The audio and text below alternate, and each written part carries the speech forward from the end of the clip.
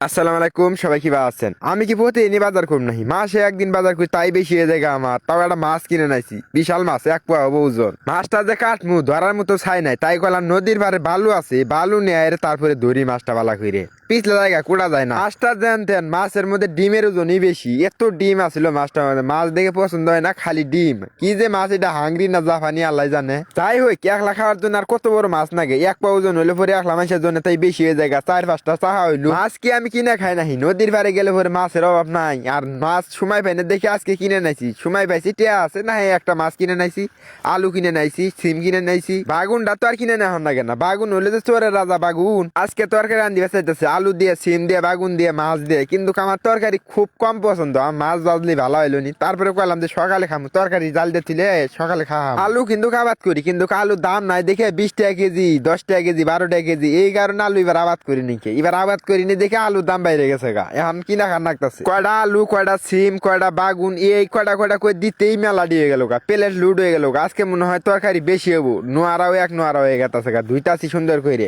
আর এখন আমি ডিম বাজতাছি। আমি কইছি না ডিম প্রতিদিনই খাম, তাই বলে ভাইবেন না এটা মুরগির ডিম, এটা হলো মাছের ডিম। মাছের ডিম বাজলাম। আমি যে কিবা করে তরকারি রান্ধি আল্লাহ জানে। তেল রসুন দিয়ে আইরে তারপরে ছাড়ে দিলাম মাছ। ওর মধ্যে মাছ আজকে কষা নাগবো, আগে কষা নাগবো, তারপরে তরকারি রান্না নাগবো। তারপরে ডালে দিলাম পানি, পানি ডালে দিয়ে আইরে তারপরে নুন মরিচ দিয়ে আগে জাল করা নাগবো, কষাই নি মাছটা আগে, তারপরে তরকারি আনবো। চিন্তা ভাবনা এলে তরকারি আন্দা কিন্তু কারো কাছে হিগি নেই, আমি নিজে নিজে হিগি। তার কারণ দেওয়া করে মনে হয় তরকারি আন্দা নাগে। তারপরে মাছ কষানো হয়ে গেল গা। মাছ নামা হেরে ওই ঝুলের মধ্যে ছেড়ে দিলাম আলু বাগুন সব। মাছ সাইড করেছিলাম, পরে দিমু মাছ। এই তরকারি যখন হয়ে শেষ হবো তখন দিমু মাছ ছেড়ে। আন্দাবাড়ি করতে করতে সব আন্দাবাড়ি হিগে যাম গা। এমন কোনো তরকারি নাই যে না আন্দিয়া হামু, একসময় এইরকম হয়ে যামু গা। তরকারি হয়ে গেছে গা, ওই সময় দিলাম মাছ। 5 মিনিট তরকারি নামানোর 5 মিনিট আগে দিলাম মাছ। মাছ তো জাল হইছে, এখন জাল না হইলো চলে।